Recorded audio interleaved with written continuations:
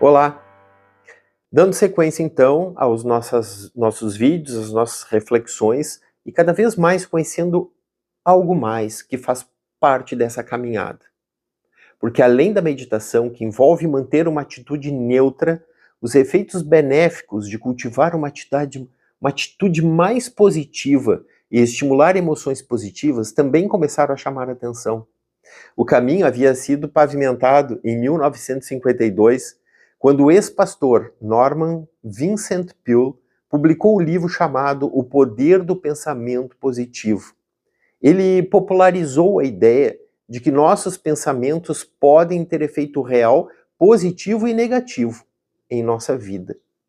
A ideia capturou a atenção da comunidade médica em 1976, quando o analista político e editor de revistas Norman Cousins publicou um relato no New England Journal of Medicine de como usava o riso para reverter uma doença potencialmente fatal.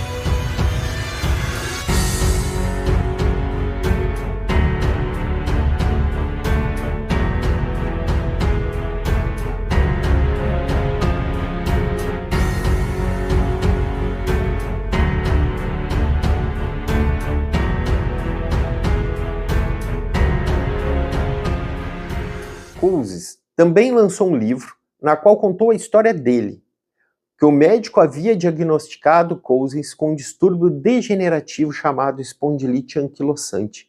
É uma forma de artrite que causa o colapso do colágeno, tipo as proteínas fibrosas que mantêm as células do nosso corpo coesas, e lhe dera apenas uma chance em 500 de recuperação.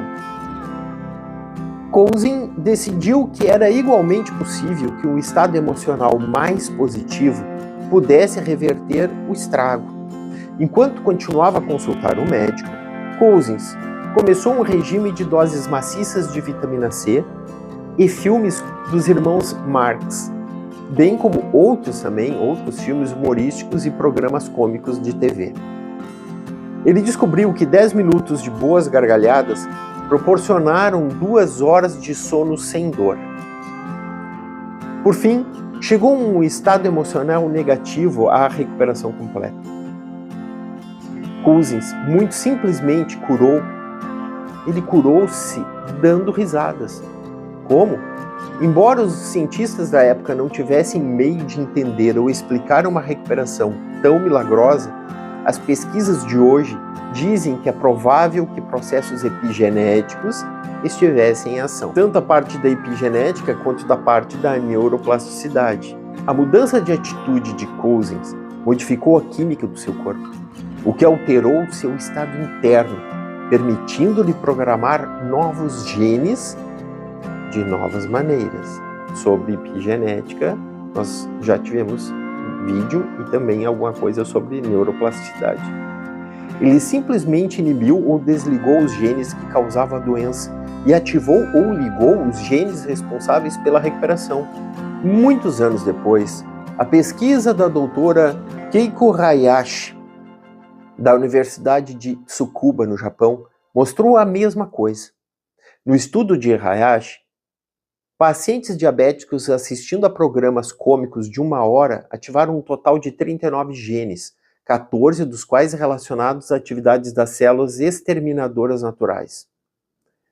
Embora nenhum dos genes estivesse diretamente envolvido na regulação da glicose, os níveis de glicose no sangue dos pacientes ficaram melhor do que depois de ouvirem uma palestra sobre diabetes em um outro dia.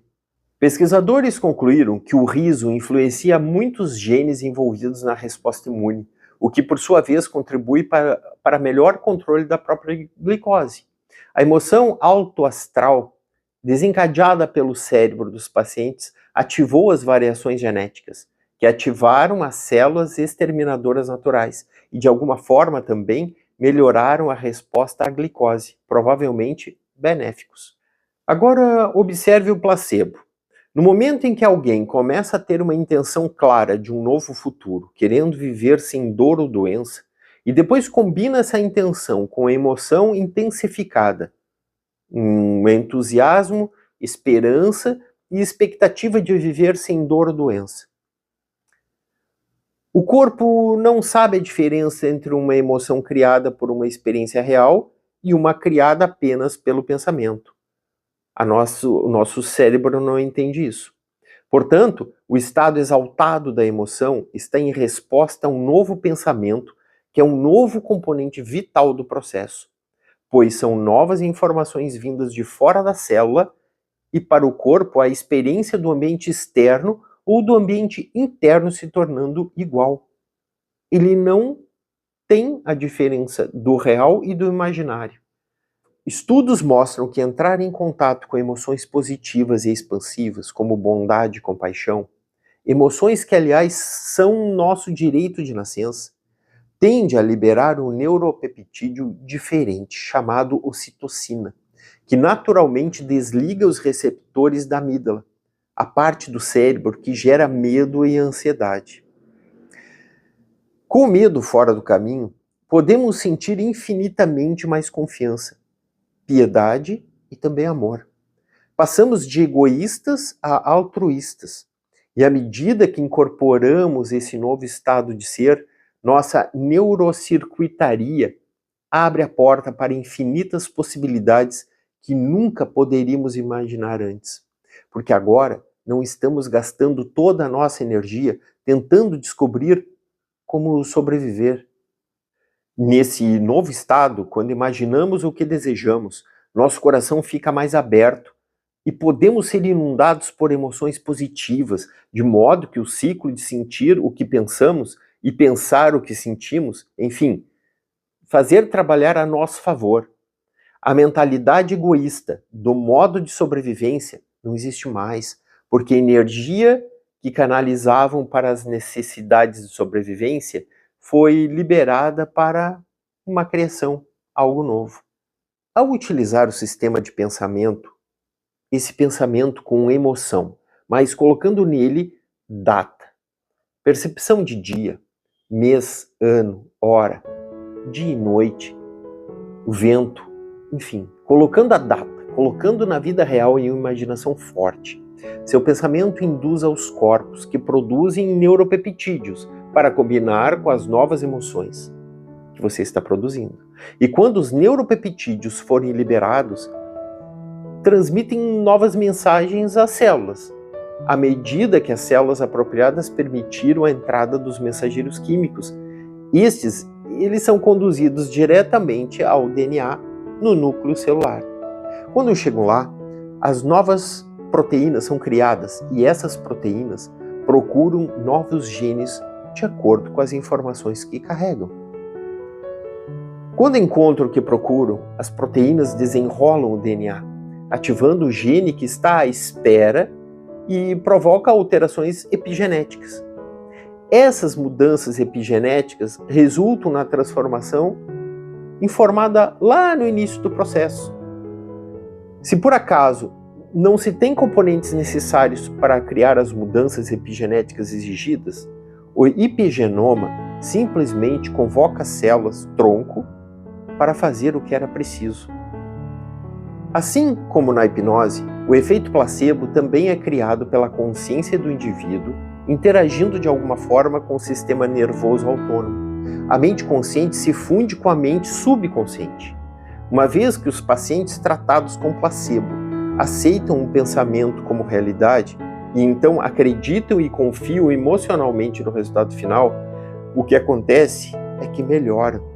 Quando nos é apresentada a ideia de uma saúde melhor e conseguimos associar essa espera no seu pensamento de que algo externo vai mudar algo dentro de nós, a antecipação emocional da experiência, nos tornamos sugestionáveis àquele resultado. Condicionamos e esperamos e atribuímos significado a todo o processo. O componente emocional é fundamental nessa experiência. Afinal, de fato, na psicologia em geral, é aceito que a pessoa que experimenta emoções intensas tende a ser mais receptiva a ideias e, portanto, mais sugestionável. A sugestão não é apenas um processo intelectual. Muita gente consegue intelectualizar a ideia de ficar melhor, mas não consegue acolher emocionalmente o resultado. Ela não consegue entrar no sistema nervoso autônomo. O processo não está certo. E tu precisa, pois esse sistema é o essencial, pois é a base da programação subconsciente que dá todas as cartas. Afinal, de fato, na psicologia em geral é aceito que a pessoa que experimenta emoções intensas tende a ser mais receptiva a ideias e, portanto, mais sugestionável. O sistema nervoso autônomo está sob controle do cérebro límbico, também chamado de cérebro emocional e cérebro químico. O cérebro límbico, representado por funções subconscientes como ordem e homeostase química, pela manutenção do equilíbrio fisiológico natural do corpo. Ele é o centro emocional. Assim, ao experimentar diferentes emoções, você ativa essa parte do cérebro e ela cria as moléculas químicas correspondentes à emoção. Como essa série promocional existe abaixo do controle da mente consciente, no momento em que sente uma emoção, você ativa o sistema nervoso autônomo. A propósito, isso é semelhante à situação de tentar fazer alguma coisa acontecer. No momento que está tentando, você está fazendo força contra alguma coisa porque você está tentando mudá-la. Você está lutando, tentando forçar o resultado, mesmo que não perceba que é isso que está fazendo. Isso o desequilibra da mesma forma que as emoções de sobrevivência, e quanto mais frustrado e impaciente você fica, mais desequilibrado se torna. Lembra, quando Yoda diz a Luke Skywalker em Império Contra-Ataca que não existe tentar, apenas fazer entre ou não fazer. O mesmo se aplica à resposta ao placebo. Não existe tentar, só existe permitir.